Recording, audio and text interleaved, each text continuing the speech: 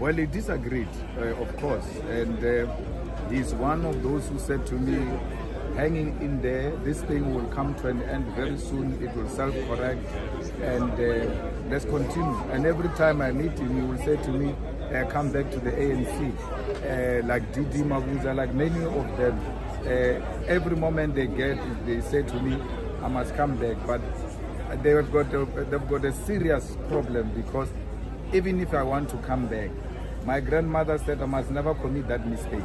So I have to choose between Didi Mabuza and my grandmother, and I'll always choose my grandmother. I agreed on many points.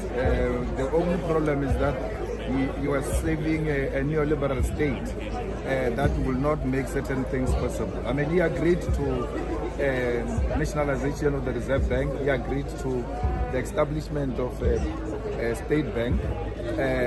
Sovereign fund was also firmly on his agenda, and that the land issue should be resolved. So that is the kind of a leader you will have at the forefront.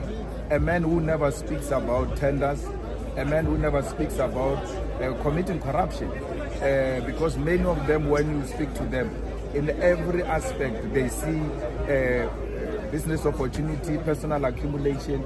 He was not that kind, yet he was business minded, and he knew where to do business and how to do business, and always remained above board. And that is the kind of mentorship and leadership we take from him. Always avoided going there because I didn't want to eat the tin fish. But he was very strong about the land issue, about agriculture.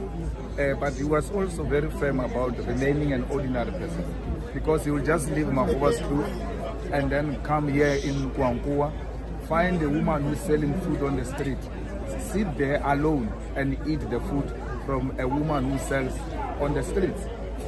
He will interact in an ordinary manner with people of Tanin.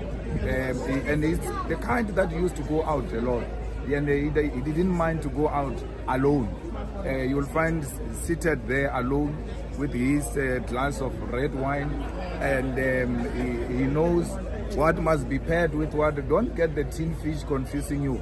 He had style, he knew nice food, he knew proper wine, and he could speak to it in such a way that you will even be tempted to want to drink wine, and that time you are drinking Corona. So that's a problem. That's how persuasive he was. He was a darling, he was a gentleman. He was someone that you always look up to meeting him. Always when that call comes, you know that you are going to have an informed conversation. Well, that was his character. He was a good human being, embraced everyone, especially some of us who come from his province. He never forgot to remind us that we are his homeboys. And when something wrong happens, he will take a phone and call you. And even when good things happen, he will take a phone and call you. We'll have long conversations. One of the conversations, because he wants to be so modest and so reasonable. When he became a Minister of Finance, he was refusing to have bodyguards.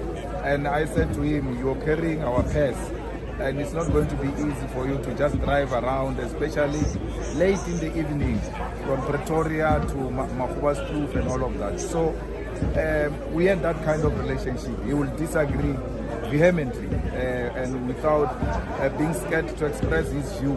And when the debate is over, you will remain friends, and there is no hostility. So there was no way we will not come and bid a farewell to a person who was a gentleman. Comrade Tito was a human being who used to separate politics from personal relations. So he will disagree vehemently and very emphatically without being ashamed. And you will do the same to engage in a robust manner, but he will never declare you an enemy. He always knew that above everything else is humanity.